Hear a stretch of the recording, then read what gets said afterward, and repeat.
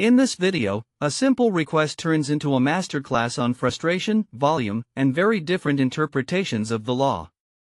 We're dropped into a heated confrontation on private, rented property, where a man repeatedly demands that officers leave, insisting they have no legal reason to be there. From the start, he frames the situation as a violation of his rights, and he's not subtle about it. As the exchange escalates, it becomes clear this isn't just about police presence. It's about a bed he's been waiting on, a situation he feels trapped in, and the growing sense that no one in authority is actually listening. The officers remain on site, the explanations don't land, and frustration fills the gaps where clarity should be. The real tension here isn't legality versus illegality, it's expectation versus response. The man believes the law is on his side. The officers act as if their presence requires no further justification.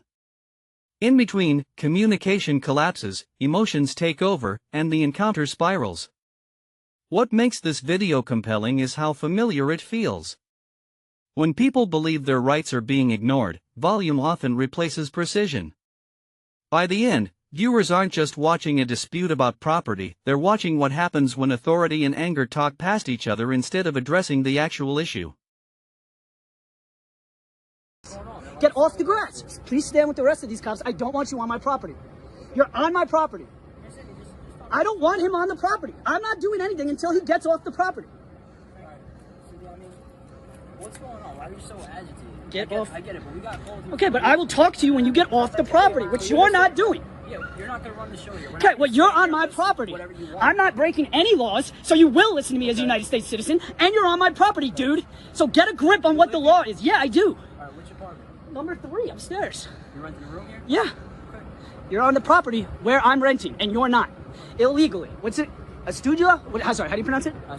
Astudula. What's your first name? Frank. Okay, well, I'll be filing a complaint on you because you're still standing on my property after I've asked you half a dozen times to not move. And you haven't moved off my property after I've asked you half a dozen times, Astudula. So apparently you're not very studious.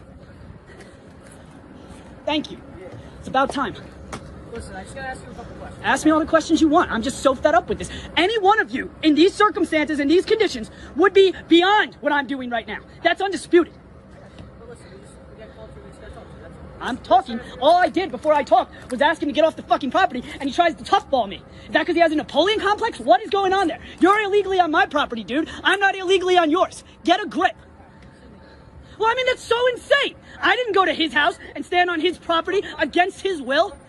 He tries to toughball me? Are you fucking kidding? Get a grip.